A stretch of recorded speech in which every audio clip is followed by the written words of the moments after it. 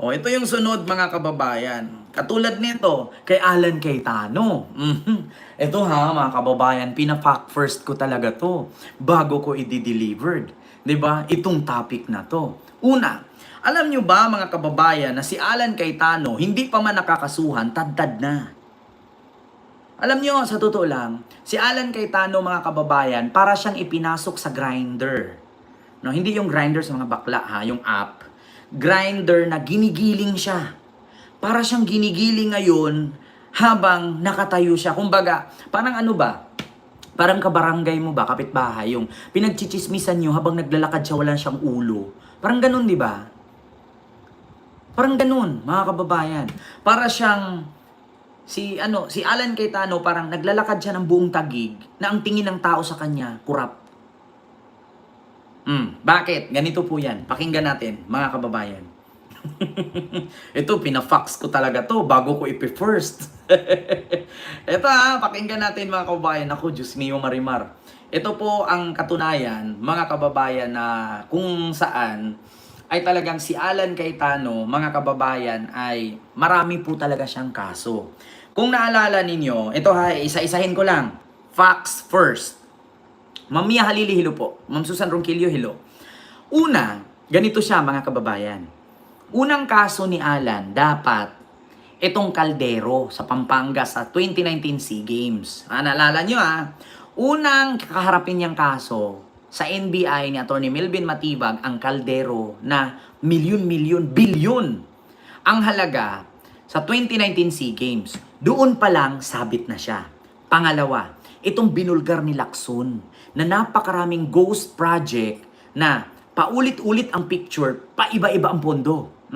Pangatlo, itong Laguna Lake Reclamation, illegal reclamation. Bakit? Hindi ipinaalam sa samahan or sa ahensya ng Laguna Lake or nangangasiwa ng Laguna Lake na meron palang ganun na gagawin na proyekto si Alan. Pang-apat, mga kababayan, ito yung mga insertion niya. Insertion, bilyon-bilyong insertion nilang dalawang magkapatid na piya.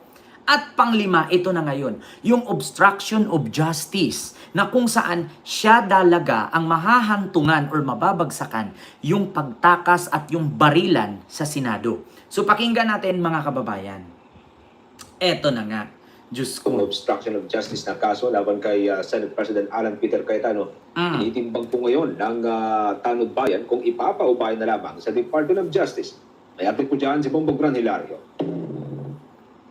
Nagbahagi ng ulat ang Office of the Ombudsman patungkol sa ilang senador na may kinakarap na reklamo sa tanggapan ng Tanod Bayan. Ayon kay Assistant Ombudsman Mico Clavero, kasalukuyang nasa preliminary investigation stage pa rin ang mga flood control cases laban kina Senator Chis Escudero at Senator Joel Villanueva. Habang kaugnay sa reklamo obstruction of justice laban kay former Senate President Alan Peter Cayetano, ayon sa opisyal, pinag-aaralan pa ito maigi ng opisina. Anyay, tinitimbang ng Office of the Ombudsman kung nararapat ba ito hawakan ng tanggapan o ipapaubayan na lamang sa Department of Justice. Tinitignan daw kasi dito kung kaninong jurisdiksyon babagsak ang kaso nang iginukonsidera ang nature ng naganap na krimen. Defending kay former SP Alan Peter Cayetano, yung obstruction of justice, which again are still ongoing, there's still ongoing discussions to whether or not the jurisdiction would lie here at the Office of the Ombudsman or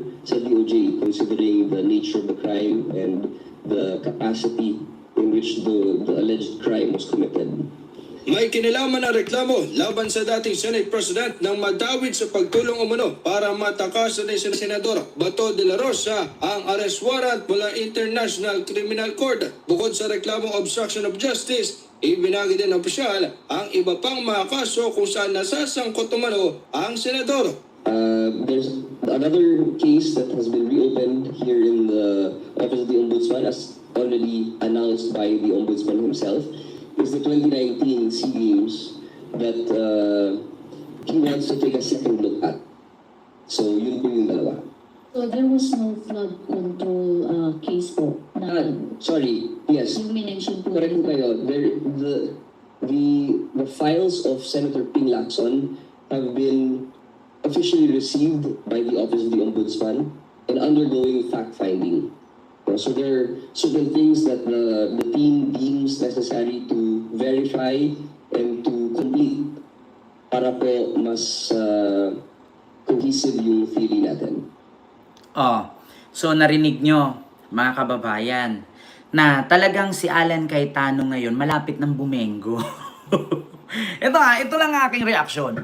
Si Alan Cayetano malapit ng bumengo. Nabibilang na yung mga maliligayang araw niya.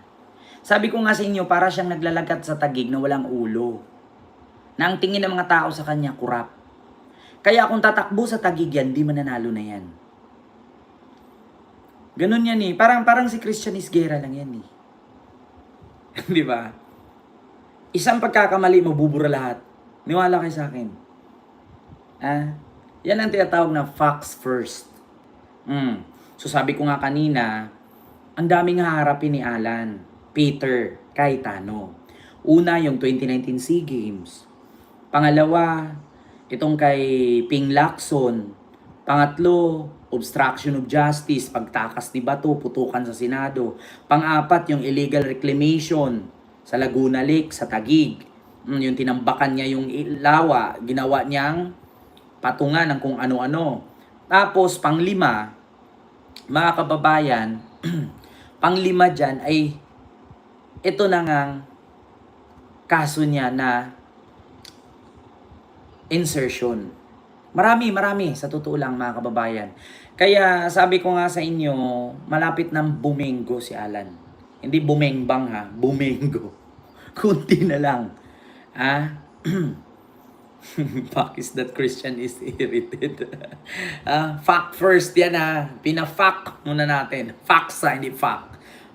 Pina-facts natin mga kababayan bago natin bulgar. Kaya sa totoo lang, mga kababayan, wala na.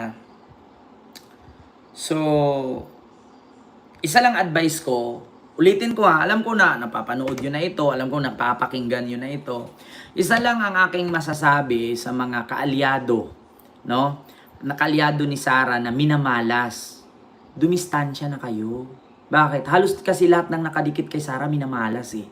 At pangalawa, kung sakali man na may kaalyado si Sara Duterteng nakakulong, magdasal kayo ng Ama namin at Himaya ka Maria na puno ka ng grasya 1,000 beses everyday.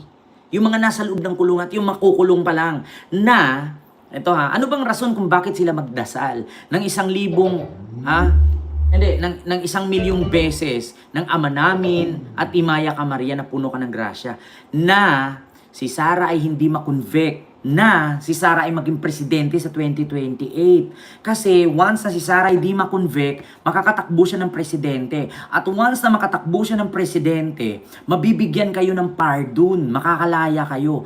Pero kung tamad kayong magdasal at ang nasa isip ninyo ay kickback, confidential fund kickback, pera, posisyon, minsan tumawag kayo ng Diyos. Hindi pa huli ang lahat. Diyos ang ating sandigan. Serbisyong totoo lang. Ay, UNTV pala yun. Sorry. UNTV pala yun at Fact First. Kay Christian pala yun. Kaya sabi ko nga sa inyo mga kababayan, alam nyo, ang tao kasi kapag nasa karangyaan, nasa posisyon, may kapangyarihan, hindi nakakalimot na sa Diyos eh. Nakakalimot ng sumambat ng Diyos. Minsan naman yung iba, pag nasubrahan sa kapangyarihan at nakapang-iskam na, minsan ginagamit na ang Diyos. Lalo na pag nararamdaman na yung makukulong, mabibisto, puro Bible verse ang naiisip. Walang saysay yung Bible verse eh. Bakit? Lumabas ka ng lugar na tahimik, maghanap ka ng lugar na ikaw lang mag-isa, magtaimtim kang manalangin at mangumpisal ka. Baka sakali bigyan ka ng sign ng Panginoon na patawarin ka. Diba? Hindi porket nasa kapangyarihan ka, meron kang posisyon, meron kang ganito, huwag kang malimot doon. Ako nga nabili ko yung gusto ko. Hindi na ako nangupahan, may bahay na ako. Hindi ako nakalimot sa Diyos. Bakit? Yung Diyos hindi natin alam, hindi natin kilala, hindi natin nakikita. Walang dugo, walang laman yan. Espiritu lang yan. Marami kayang bagay na nangyari na isang hiling ko. Sabi ko, Lord, bigyan mo ko ng isang sign. Alam niyo, sa totoo lang, hindi nagkakamali. Try nyo. Sabi niyo, Lord, bigyan niyo ko ng sign. Halimbawa na may problema ka, bigyan mo ko ng sign para anong gawin ko sa problema ko. Huwag mong sabihin na, Lord, bigyan mo ko ng 1 milyon para ma-impas na yung utang ko. Wala ganun. Si Lord, wala namang pera dun sa langit eh. Kaya, sign. Hingi ka ng sign. Lord, bakit ganito? Bigyan mo nga ako ng sign. Magugulat ka. May sign na darating yan. O, tapos pagdating yan, at related doon sa problema mo, sabihin mo agad, oo nga, totoo nga yung sinabi ni Ken. Totoo yan ha. Sa totoo lang mga kababayan, try mo. Kung may problema ka, sakit, utang, bayarin, o di kaya pamilya, humiling ka ng isang sign. Anong gagawin ko? Bigyan mo ko ng sign. Ipakita mo sa akin. Magugulat ka. Lalabas yan. Magulat ka, oo nga, halimbawa, may malaki kang utang, tapos makakasuhan ka na dahil sa laki ng utang. Huwag mong kalimutan, Lord, bigyan mo ko ng sign. Huwag mong sabihin na, Lord, bigyan mo ko 1 million para bayad ko utang. Diyos ko, kung ganun lang, edi sana yung kapitbahay namin na walang pako, Lord, bigyan mo ko ng pako, edi kung inulan siya ng pako, natusok siya. Bigat kaya, galing sa langit, pako, nauna ang tulis, na, Diyos ko, yung bahay niya, puro butas na lalo. Imbis na isang pako na lang ang kulang, nabutas tuloy, pati bubong. Di ba? Kaya ganun mga kababayan, sign. Bigyan mo ko ng sign. Kung anong kasagutan, nako, sabihin niyo sa akin, sinungaling ako. Kung may problema ka ngayon sa pinansyal, Lord, bigyan mo ko ng sign, anong gagawin ko? Para masolusyonan ko to at malagpasan ko ang problema na to. Pero hindi lang isang beses ha.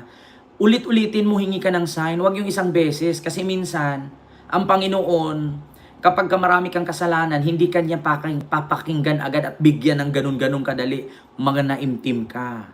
Humingi ka ng tawad bago kanya bigyan. Ganun yun, mga kababayan. Ulit-ulitin mo, hingi ka ng sign. Kung wala mang sign, ngayon nagdasal ka. Lord, bigyan mo ko ng sign. Pagkabukas wala, magdasal ka ulit. Hindi yung isang, Diyos ko mga kababayan, hindi naman tayo one time, big time eh. Di ba? Ganun yun mga kababayan. Kaya sa mga ganyan, katulad nila Alan Cayetano, sa mga nakulong ngayon, nakalyado ni Sarah, dasal kayo paminsan-minsan. Hindi man kayo napapatawad sa batas ng tao, malay natin mapapatawad kayo sa batas ng Diyos. Di ba? Hindi ako pastor ha, mga kababayan. Ganun lang yun. Paminsan-minsan, magdasal. Wala namang bayad ang pagdadasal eh. At saka huwag kayong magpapaniwala dyan sa mga bula-bulaang propeta na kailangan magdasal sa simbahan. Di. Kahit tumatay ka, pwede ka magdasal. Walang lugar pinipili ang pagdadasal. Yung ang pagnanakaw, wala ang lugar pinipili eh. Pagdasal pa kaya? Magdasal ka kahit saan banda, kahit nasa puno ka ng kahoy, magdasal ka dyan. Kahit nasa puno ka ng poste ng kuryente, kahit nagpapatay ka ng aso, magdasal ka. Kahit saang lugar pwede magdasal, walang bayad, walang pinipiling lugar pagdadasal. Ganun yun, mga kababayan. Di ba, Ma'am Mitspin Vlog? So yun lamang mga kababayan. Maraming salamat po sa inyong lahat. Mag-ingat po kayo palagi. And see you next topic. God bless po sa inyong lahat, mga kababayan. Thank you and bye-bye. Maraming salamat po. Hindi ko man kayo maisa-isa.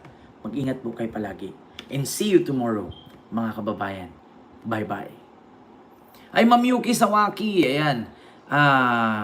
Sawaki, maraming salamat po, ma'am, sa yung pahabol na palipad. Thank you so much po. And bye-bye po sa inyong lahat, mga kababayan.